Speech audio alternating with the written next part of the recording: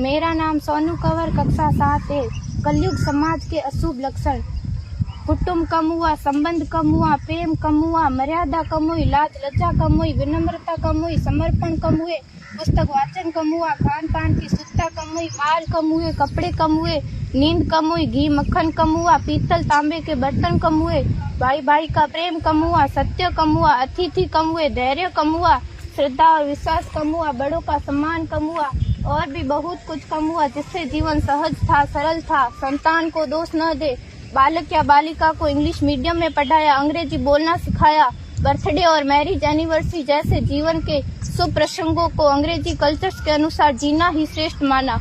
माता पिता को मम्मी डैड कहना सिखाया। जब अंग्रेजी कल्चर से परिपूर्ण बालक या बालिका बड़ा होकर आपको समय नहीं देता, आपकी भावनाओं को नहीं समझता, आपको तुच्छ मानकर आपसे जुबान लड़ाता, जब आपको बच्चे में कोई संस्कार नजर नहीं आता, तब घर के वातावरण को गमगीन किए बिना, संतान को दोष दिए बिना एकांत में जाकर रो लीजिएगा, क्योंकि पुत्र या पुत्री की पहली वर्षगांठ से ही भारतीय संस्कारों के बजाय, मंदिर जाने के बजाय केक कैसे काटा जाता है, यह सिखाने वाले आप और अम्मी है। जब बच्चा पहली बार घर से बाहर निकलता है तो प्रणाम और आशीर्वाद के बदले बाय बाय कहना सिखाने वाले आप और अम्मी है।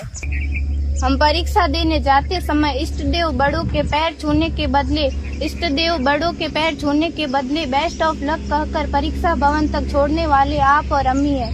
बालक या बालिका के सफल होने पर घर में परिवार के साथ बैठकर खुशियां मनाने के बदले होटल में पार्टी मनाने की प्रथा को बढ़ावा देने वाले आप और अम्मी है। बालक या बालिका के विवाह के पश्चात कुल देवता देव दर्शन भेजने से पहले हनीमून के लिए फॉरेन टूरिस्ट स्पॉट भेजने की तैयारी करने वाले आप और अम्मी है। ऐसी कई ढेर सारी अंग्रेजी कल्चर्स को हमने जाने अनजाने स्वीकार कर दिया है। अब तो बड़े बुजुर्गों के पैर छूने में भी शर्म आती है। गलती किसकी? मात्र आपके माता और पिता की।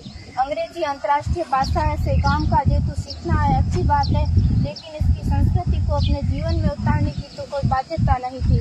अपनी समृद्ध संस्कृति को त्याग कर नैतिक मूल्यों, मानवीय संवेदनाओं से रहित अन्य सभ्यताओं की जीवन शैली अपनाकर हमने क्या पाया?